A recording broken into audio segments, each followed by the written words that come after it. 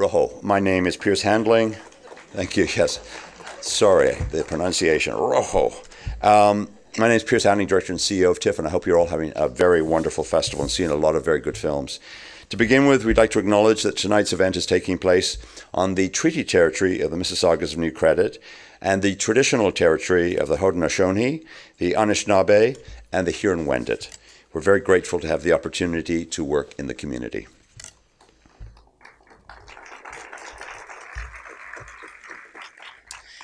This film is eligible for the Toronto Platform Prize, presented by Air France, and it's also eligible for the Grolsch People's Choice Award. Please vote for the People's Choice Award. As you know, it's a very important award at tiff.net/vote.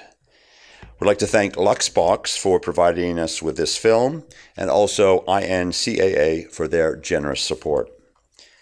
This is Benjamin's third feature film, after making a couple of films this decade, History of Fear and The Movement, but it's his first trip, as I said, to TIFF. Over the last few decades, Argentinian cinema has dealt with the so-called period of the dirty wars and the disappeared, the era in the late 70s and early 80s when a military dictatorship ran the country. Obviously, starting with Official Story, there's been some very, very famous films that have been made. Night of the Pencils, Secret in Their Eyes, Olympic Garage. And Rojo joins this illustrious list as, I think, one of the most intelligent depictions of this very, very troubled period. And what is so distinctive about the film is its approach to the subject matter, which I can only characterize as being surprising. Indeed, from the very first moment, this film somehow defied all of the expectations I had around it. I found it absolutely hypnotizing when I saw it. Features a superb performance by Dario Grandinetti in the central role, and an equally compelling Alfredo Castro as the detective. Please join me in welcoming the director of the film, Benjamin Neistat.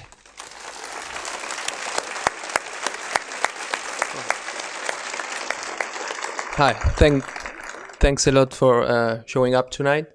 I'm really excited.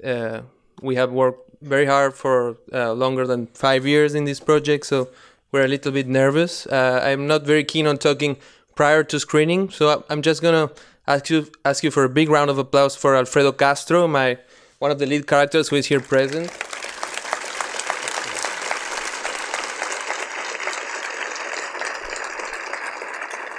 And we have a bunch of producers who really worked very hard for this film to be possible, and they're here, so please join me in a round of applause for them. Barbara, Federico, Rachel, and Emmanuel. So I hope that the film does something to you, and we look forward to maybe having a little Q&A afterwards. And thanks a lot again for showing up. Thanks, Pierre, for having us here, of course. Yeah. So that was a very powerful film. Benjamin, I know that you wrote, and I'm obviously directed the film, but you also wrote the script. And just can you tell us just a little bit about the background? It's an obviously original story based on some historical fact. If you can talk a little bit about that. Sure. Hello. Thanks for staying. I thought everybody would have been out by now. Yeah. Woo. So thanks a lot. So there's many layers of work behind the script.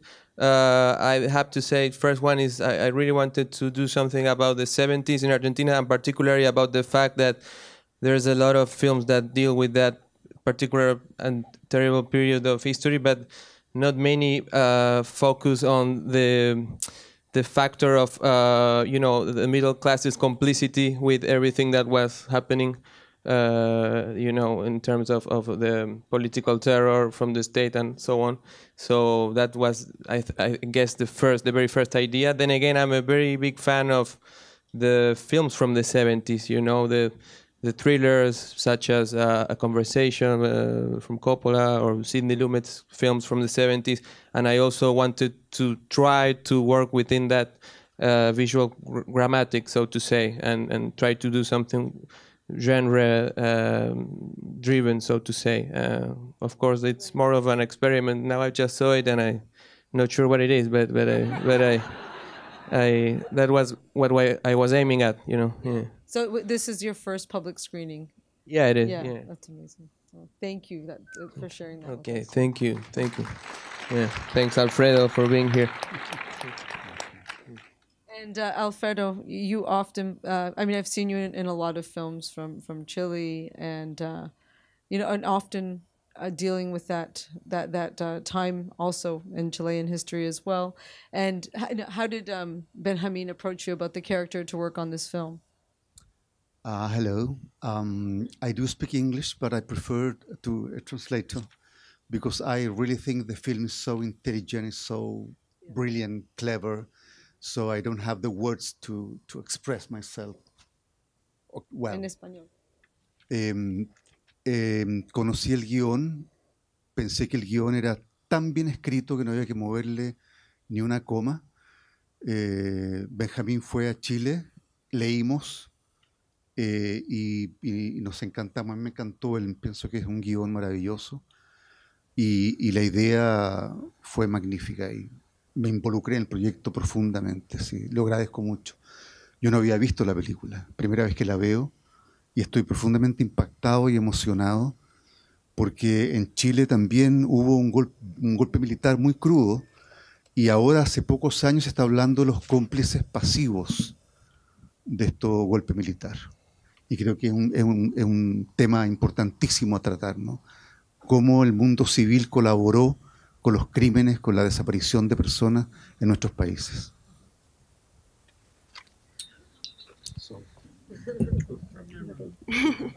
So from the moment I saw the script, I loved it. I didn't think we needed to change a comma in the script. It was great. Benjamin came to Chile and we read the script together, and I loved it. I was astonished of how great an idea it was. So I got really involved in the creation of this film, and I was thankful to be involved in it.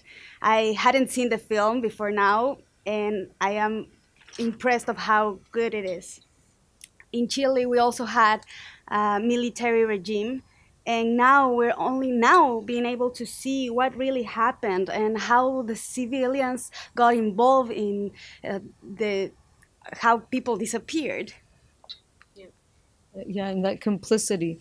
So that's one of the things about your character, that it's, you're hoping that he's going to come and find justice, and he's equally complicit. And how did you work that character together? Actually, there were some references.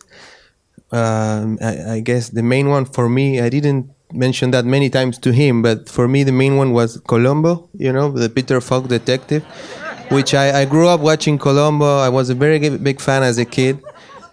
And the costume for him and then something in his walk. Well, I tried to get him there, but without telling him too many times about Colombo, because I thought it would be a reference to freak out about. Then again, Alfredo is a genius. He's one of the best actors in Latin America, and that makes it so easy. You just have to go to the set, and he does the rest. It really happens that way. So it was really easy. Yeah.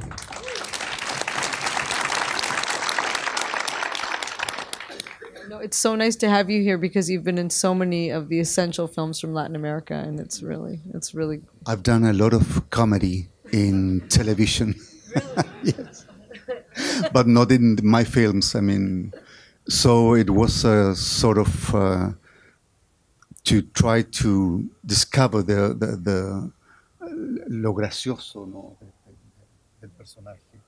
Este doble vínculo de ser un colaborador con el régimen y a la misma vez dejar libre a este hombre.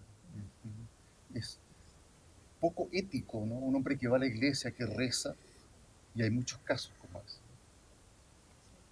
So it was a matter of discovering humor in this character. And there is this two sides to the character. There's the cooperation with the regime, and on the other side, we saw how he let him go and how he didn't punish him for his crime. So it is this non-ethical part of it. He goes to church, he prays, he pretends he's a Christian, and then he goes and does that.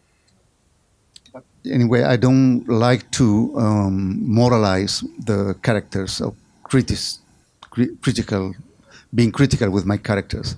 I just went on with him. We have some time to take some questions from the audience. I see one right here. Go ahead. So, Ben, with your films, you have kind of a keen interest in the history of Argentina and bringing that on the screen and often finding ways visually to represent that time period as best as you can with a fairly young medium of film. But I'm wondering sort of what is your motivation to go back into the past and bring those stories into the present?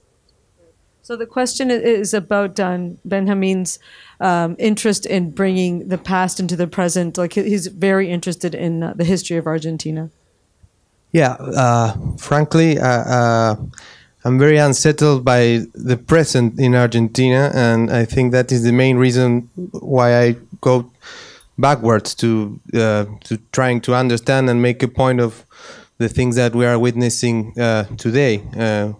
So I don't know if that makes sense for you, but it's a way to like a key to open. History is like a key to open and to make reason of whatever's surrounding us. I get in Argentina as in anywhere else, I guess.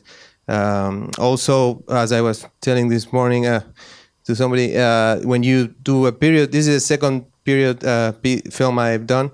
And it's really amazing to walk into a set, when the props are right and the costumes and everybody, and it's like time traveling or the closest thing to it, and it's such a powerful experience, and it's inspiring, and it's about I guess it's one of the most amazing things about filmmaking, that it allows you to go around to different universes, and there's something appealing about that as well.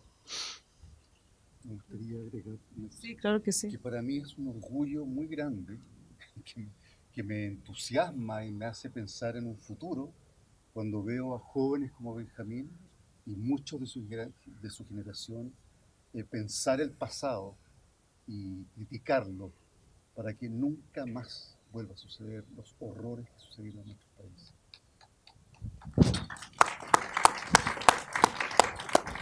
So, for me personally, I think I'm very, very proud and enthusiastic to work with people like Benjamin, who look young people like Benjamin, who think about the future, and they are very critical about the past, because this means that in the future we're not going to see all the horrors that we lived in the past.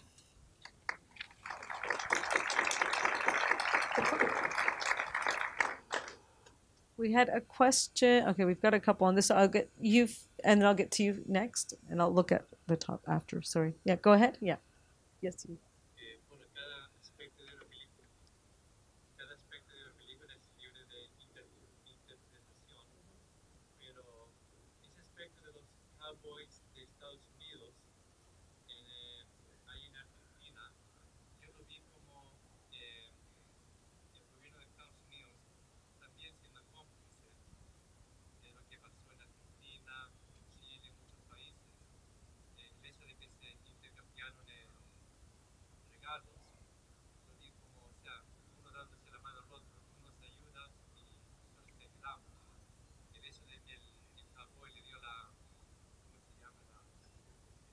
Latin.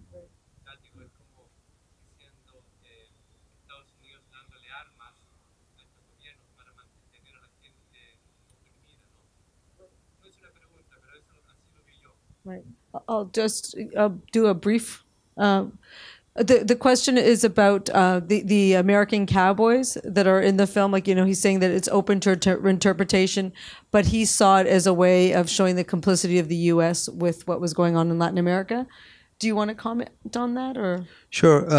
About the cowboy sequence, actually, there's a story behind it, because, as you said, of course, it makes symbolic sense. But then again, from the start, it was through the historic research that I did prior to writing the script that I came out with this footage, film footage from a TV show in which that actually happened, that some actual American cowboys were touring around Argentina, and they were received by a federal interventor. That's the truth, actually, as incredible as it seems.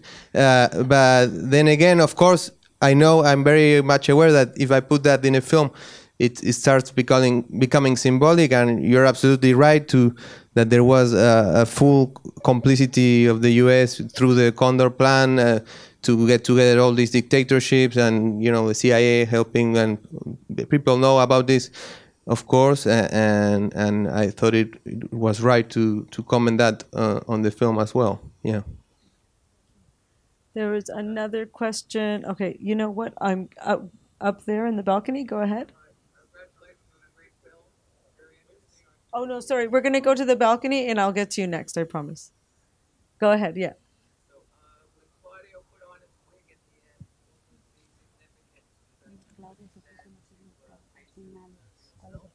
Right, okay, the significance of the wig at the end.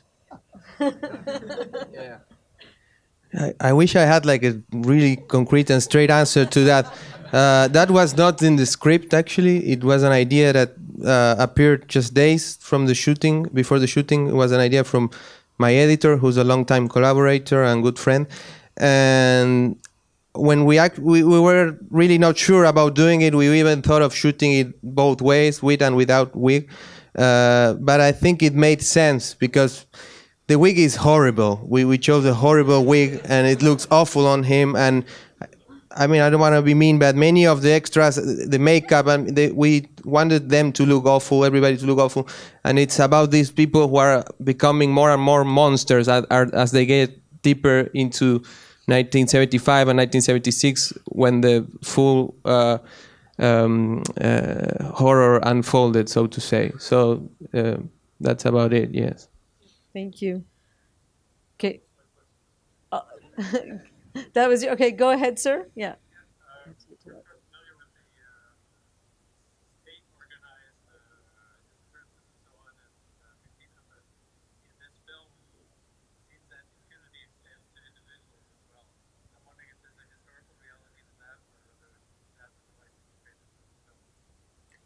Yeah. Oh, you wanna? Yeah. No. So, to repeat the question, sorry, I already forgot it. I'm very sorry. No, the gentleman asked if there was if there was a civilian complicity related to people's disappearances, besides of what. Yes. Okay. Yeah. Again, through the historical research about the role of the civilian society through the 70s, I discovered by reading a lot of cases of common murders and common crimes that were hidden in the network, in the context of hundreds or thousands of bodies appearing either in the river or in the deserts or in places, and people not finding about that because people would think that it was a political related crime, and so it was something people wouldn't dare finding about. So yes, there is a reality behind that. Then again, to me, what the crime that happens in the movie, it's in the end it's an absolute political crime. It's not just a random killing. Yeah. Sobre dos cosas importantes, cómo los chicos jóvenes cineastas cuentan la historia.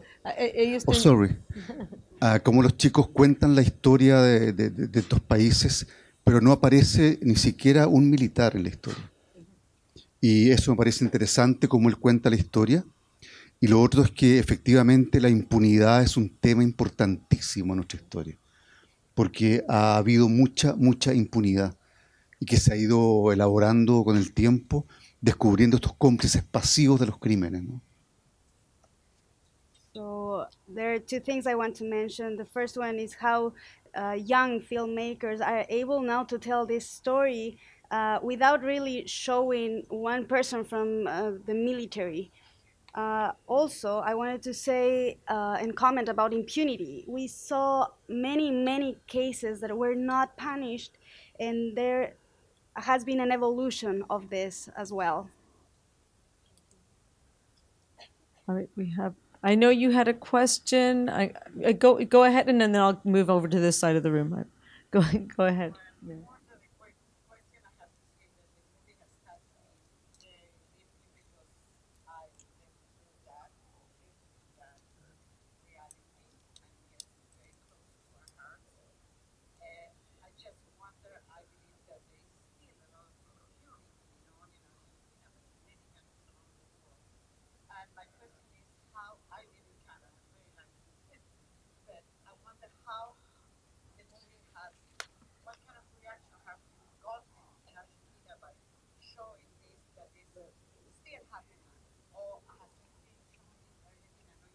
No.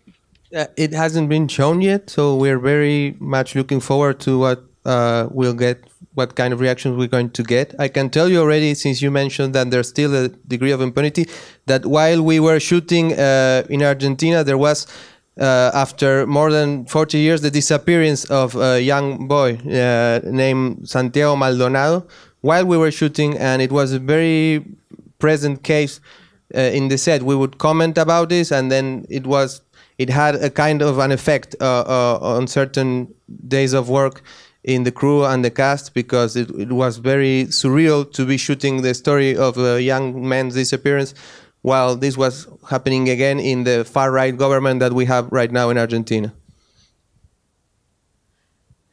Yeah. A question over there. Go ahead. I'll get to you. Sure. The school dance is actually it's an adaptation from an opera. It's French Baroque opera by Jean-Philippe Rameau. It's called Les Indes Galantes, which means something like the gentle Indians or something like that. And I came through that. I came across that material in YouTube actually, and I like the opera a lot because it reflects the 17th century perspective on what the Americas were, from a French composer's perspective from that time. And it's super dull and super, of course, colonization idea of this sort of almost monkey people that were there. And I thought it was very funny that this right-wing school teacher would want to work with that material with young boys, because there's a lot of when I went to school as a kid, you would still have that perspective on Aboriginal people and then the overall history of the country, that perspective of not being very proud of tradition or our own history. Yeah. Yeah. Go ahead.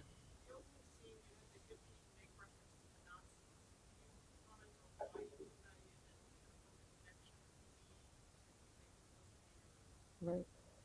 So in the opening scene, you had the hippie make reference to the Nazis, and why you put that in? Because what happened in Argentina through the 70s is not so distant from what happened in Nazi Germany. There was a genocide, and it was very much something that everybody knew about. Nobody would comment. So that's why we put that dialogue there. Yeah. Yes, a question from the gentleman there. Yeah.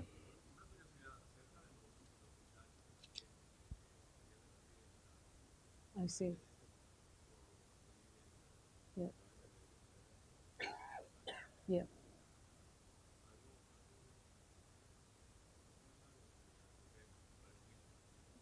Right. So it's about that comment where there's the young people, and the guy gets into the car with them, and I think the idea that we take back is that he disappeared as well. Do you want to talk about that scene?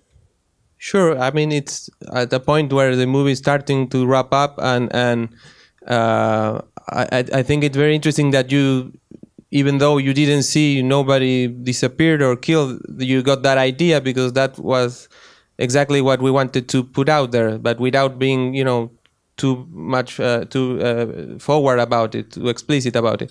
So it's part of the many layers of complicities that are happening in the film, and the teenagers are just like another layer. We needed to get everybody on board these different layers of complicity with horror. So the kids are just one more layer of that system, so to say. Yeah. Thank you, Benjamin. A question over here. Go ahead.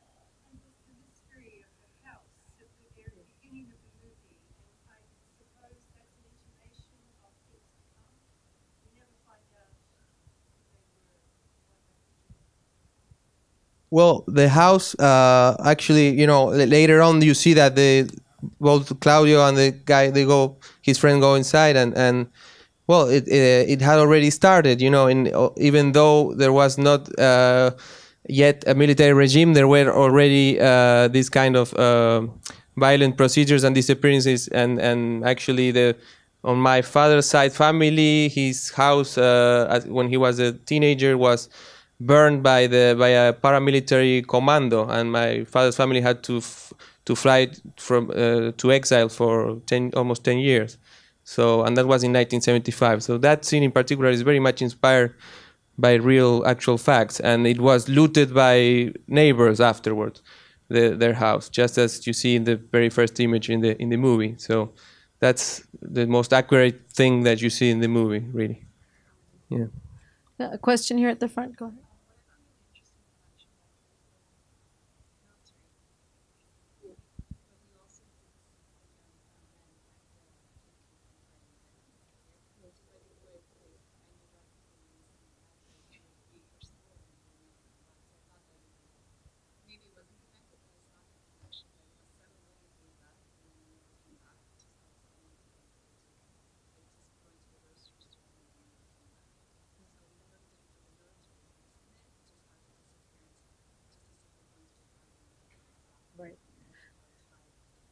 Right. So the question, yeah, the comment is about how even though there you don't actually see any actual military people in the film, the scene with the party when the boy gets into a car and never comes back, that's actually how it happened. Like some people, you'd go to the store and then just never end up going, never seen again, and just so even though there wasn't that military presence, you still had that in other ways, and just how intentional that was.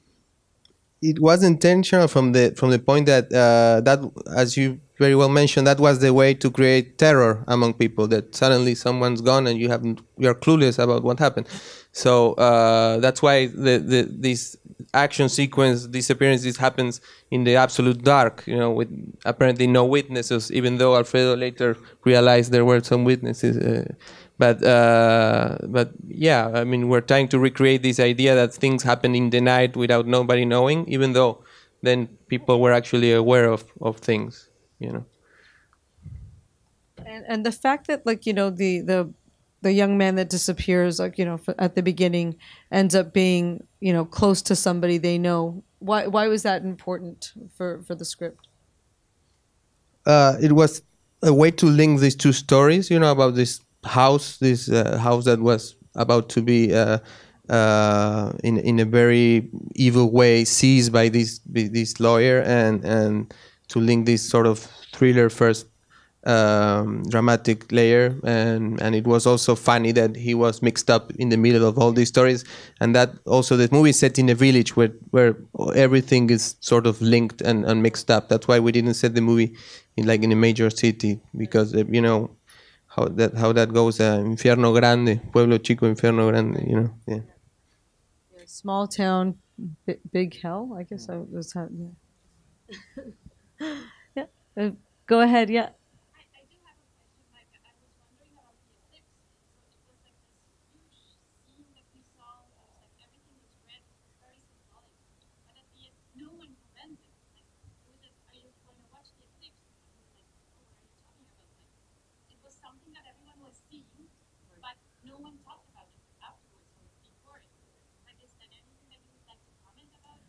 Right. So the question is about the eclipse. It was happening. No one really commented on it, but everyone was seeing it. If you could comment on that. Yeah, I guess it's a very obvious metaphor in the middle of the film about some things becoming red. It's almost too obvious, but then again, we thought it was sort of beautiful, like a beautiful moment also, even though it's about people being in the middle of something and not wanting to acknowledge and or comment, as you say, about it. But I don't know, maybe in another film it would be too obvious. We thought it was right in this sort of thriller genre comedy or something to put that in the middle with the music, sort of a breather in the middle of when you're about to get to the second half of the movie. I'm not sure why there is an eclipse in the movie. Yeah. We have time for a couple of more questions. Yeah, the gentleman here.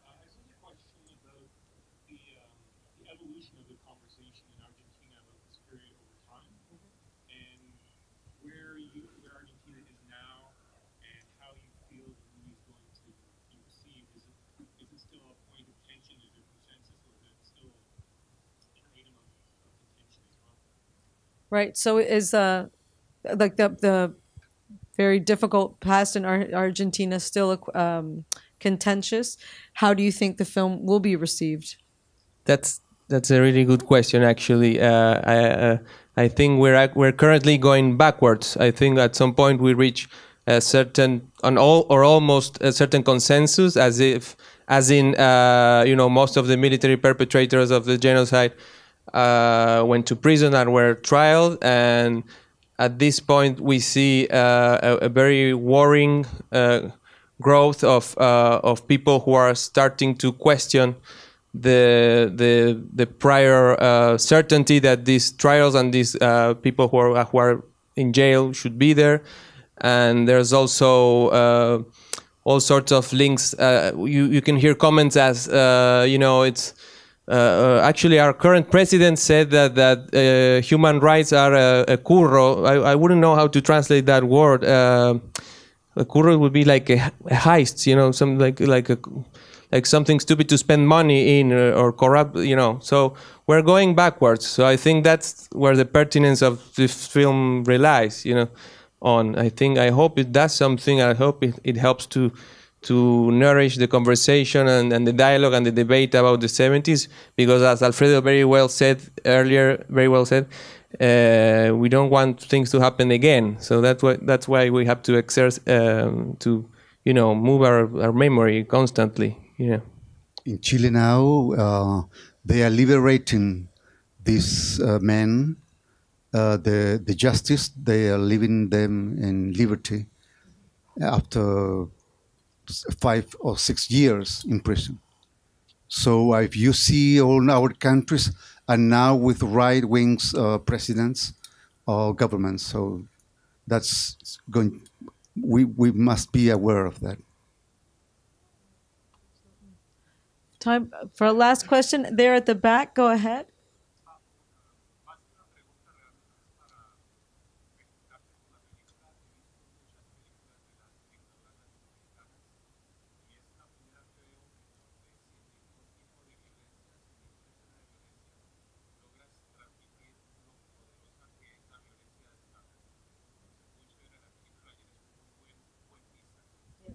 Muchas gracias. So the comment is he loves the film. He's seen a lot of films about military dictatorships, and that the way that you show it is unique, with sin violencia, dicho, ¿no?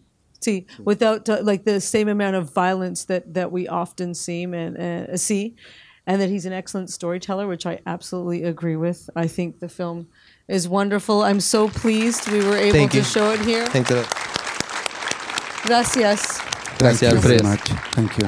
And they're going to San Sebastian competition right after TIFF. So yeah, we wish you the best of luck. Thank you. Thanks a lot for staying. Thanks a lot.